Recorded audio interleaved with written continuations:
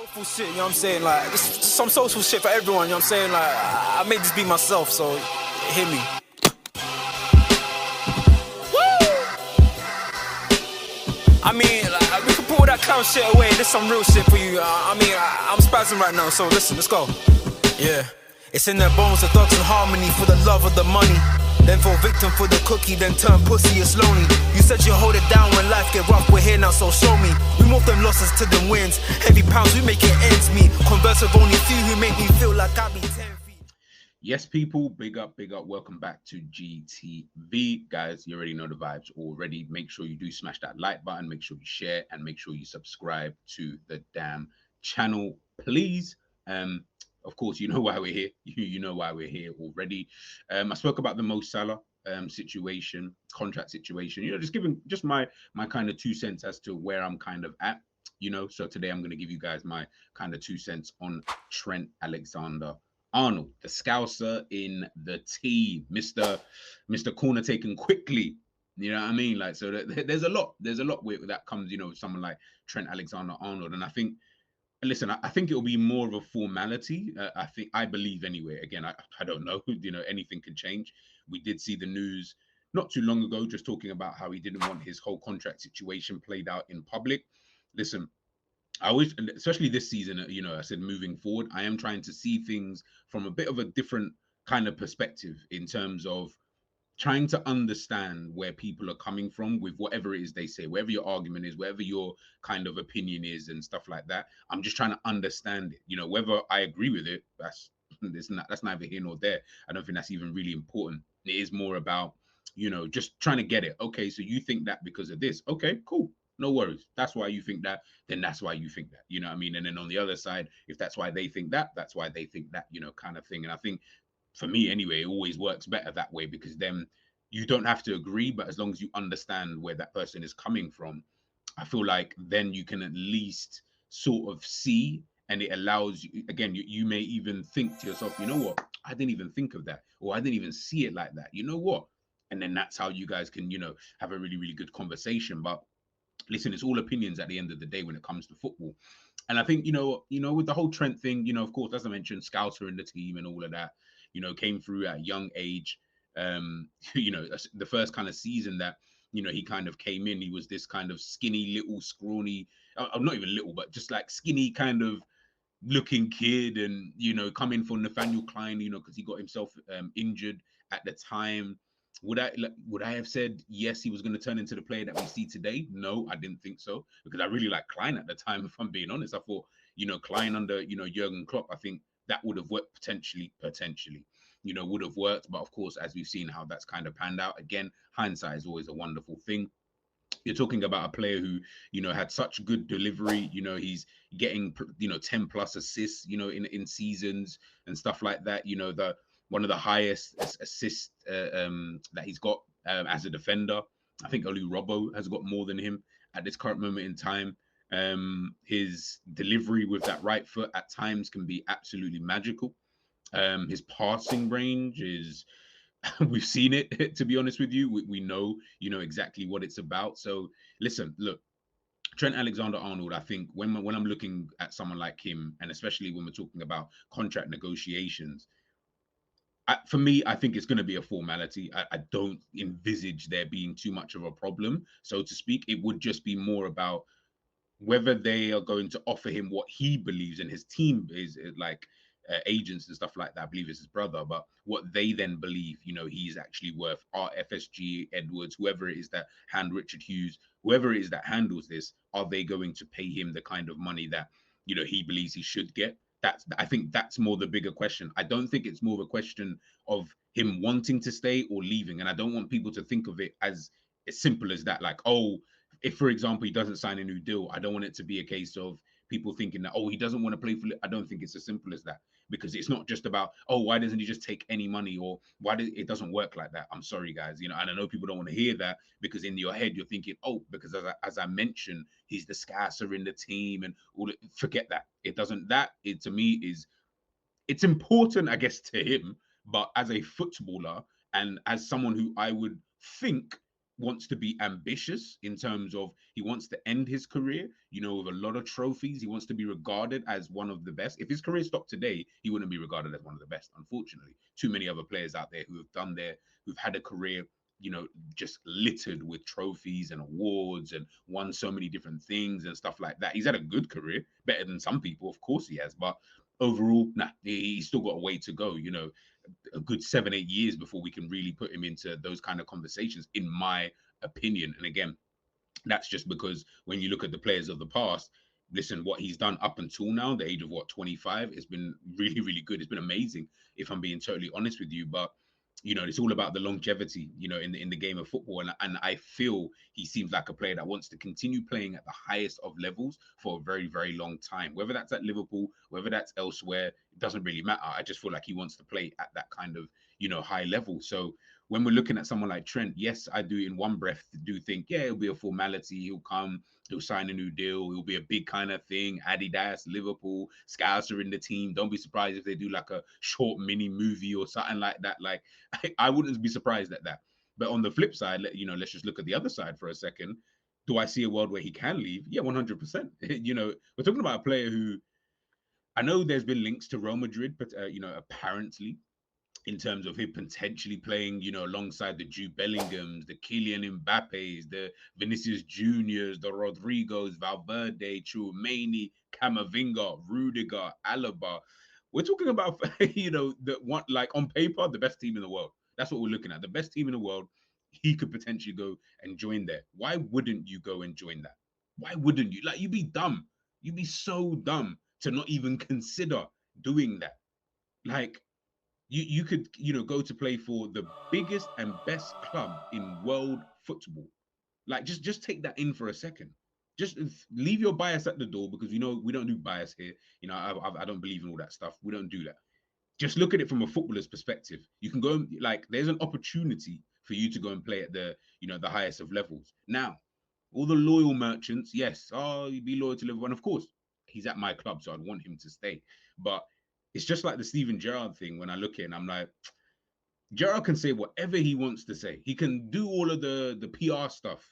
In my opinion, and again, my opinion, I feel like there's a level of regret behind not leaving Liverpool when he should have left. Especially more so for him, because he never won a Premier League. And I felt like, for how good that player was, he needed the Premier League to end his kind of. He didn't need it. It just would have been nice to have ended his career. To not have won one is kind of like, it just leaves a stain on your record, regardless of what you may think, regardless of what he has won. It 100% leaves a stain on your record, especially when you've been close a couple of times, within that kind of time. Trent, obviously different because he's won everything. So with Trent, it is just more about cementing legacy, for yourself, in the game, being regarded as, one of the best, and etc. etc. Do I think he can do that at Liverpool? I'm not saying it's impossible. It's just a bit more unlikely than it would be if you just moved to a team like Real Madrid. Again, paid more. As I said, you're playing for Real Madrid. They're the biggest and best club in the world. Like, man can't shirk away from those kind of things. Unfortunately, it is what it is. When we're looking at that kind of situation. So when I think of it, I am a bit like, I'm not begrudging you for going there. Like, as I said, with the whole Gerrard thing, he can do the whole PR thing, but I don't know, man. Like, I feel like I just feel like there is always going to be a hint of regret that you're going to have. No matter how much you can still love the club. People are like, you can't love the club, bro. You can love the club, bro. You can love the club, and I think people would have, in my opinion, I would have understood what to go to play for Chelsea at the time anyway. What, under Jose Mourinho, one of the best managers around town, winning all the time. Like, I feel like some people think loyalty should come above winning. I'm sorry, boy, but as a footballer, your career is not that long. And I feel like as fans, we become selfish. Like, because obviously what we want obviously what's best for our team, which, by the way, in itself is fine. I get that part. So I understand that kind of side of things. But sometimes when players then do certain things, what I don't understand is why we get mad. There's the whole Michael Owen situation and stuff. Again, I might do a video, separately on that. But there's all of that kind of stuff. And I sit there and think, I don't understand why you're going to be mad about someone who doesn't play for our football club. Ultimately, and as someone who wants to leave our football club to win. That's what you're in the game for, is to win. We can't in one breath say to people, yeah, winning a Carabao Cup is really, really good in a season because it leads to this, that, and the third. And then in the next breath, be mad when someone wants to leave the football club to go and win more trophies elsewhere. Like, I almost feel like I don't know what the right word is I'm looking for, but it almost just feels like I'm just listening to Dumb and Dumber come together, and the conversation just isn't making any sense. Like, I really don't understand. Like, listen to what you're saying. You want you say these other things in terms of, yeah, but winning this competition breeds, a level of success, because then you can understand what it's like to win this, that, and the third. Okay, but then you're going to be mad on the other side when this player leaves to go to a better club than Liverpool Football Club, a bigger club than Liverpool Football Club, and has more of a chance at winning the bigger trophies. But we're going to be mad at that. For me, I'm like, and I'm not saying that everyone's mad at that, because I know some people are like, hey, if he does it, he does it. But I've just never really understood. And that goes back to the whole Steven Gerrard thing at the time. I never understood why people were so mad. I was like, I would have chosen Chelsea too. Like, why wouldn't I? Why wouldn't I go to Chelsea? They're winning at this current moment in time. I want to win. I could have helped potentially prolong that winning as well, because of obviously at the time who this player is. Real Madrid too. You know what I'm saying? The love of the club puts you in a position now where it's very loyal, and I commend all of that. I hear it. It's cute. I guess it's probably the best word I can use. Like, yeah, it sounds romantic in a sense, but I don't know, man. I just feel like sometimes, and there's nothing wrong with it, so to speak. Listen, if that's how you are as an individual, that's just how you are. But I don't know. Sometimes I just feel like with certain conversations and certain things, I'm just like, yeah, I'm just trying to win. And if you as a player are trying to do that as well, and you can't do it at your current club, what are you doing? What are you doing? You missed the boat now. And because you've missed the boat, obviously there's no going back with those kind of things. Once you've made that decision, you've made that decision. But then it almost feels like, because you've made that decision, you're going to almost be a little bit more harder on the current situation that you're in. So whether that is Steven Gerrard, speaking about certain things to do with the football club, or to do with the fact that Liverpool are not signing players. Now it's like you're a bit more angrier now, because you've made that decision, because at the end of the day, you regret it. You regret the decision you made. So now you almost feel like, well, now things have to be on my terms now. Now we've got to do this and make sure this is happening. It's like, no, brother, you made that decision. This is how it's going to work. Live with it. You should have left when you had the opportunity. Trent might be in that same position for me. He may be in that same position where I don't, obviously, with the new manager coming in and stuff like that, I don't really know how he sees it. It's not like we've heard anything, and I don't think we would. I know he's got massive respect for Liverpool Football Club.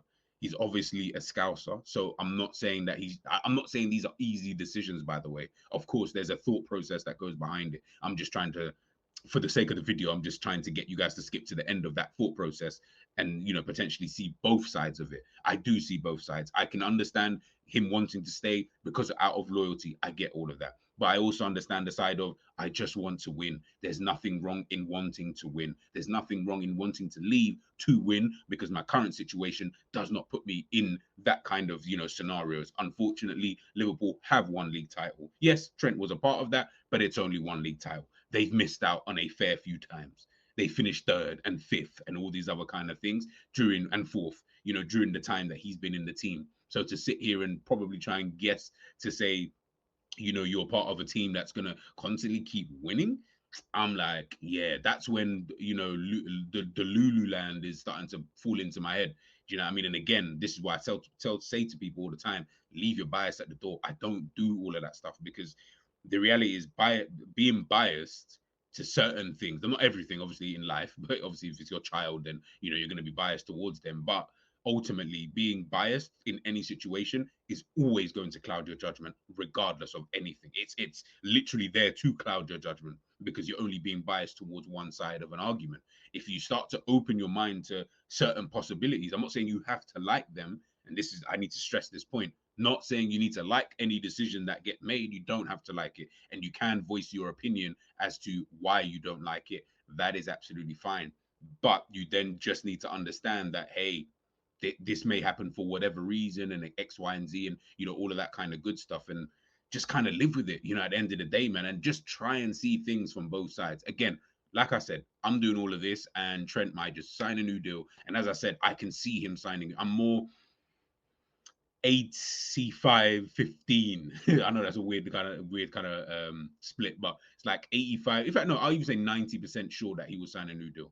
I think it's just gonna be, it'll be done in like some short movie type of vibe. I'll be so shocked if he doesn't sign a new deal. Let's put it that way. For Trent. But listen, man, we've just got to wait and see and kind of see how this, this kind of plays itself out. But if Liverpool are not careful, hey, I don't want to say anything. If you're just not careful, I don't know. I don't know, man. But again, let me know your thoughts, of course, in the comment section in regards to, Trent's kind of situation. As I mentioned before, make sure you check out my Mo Salah video as well, where I talk about his kind of contract situation. But yeah, not really looking good for Liverpool. The fact that I've had to do 2 videos about players who may potentially be leaving the football club. I don't know. That doesn't bode well for me. But hey, let's just hope that at least 2 of them, are able to sign. Let me know your thoughts in the comment section below. I'll catch you guys on the other side, man. Peace.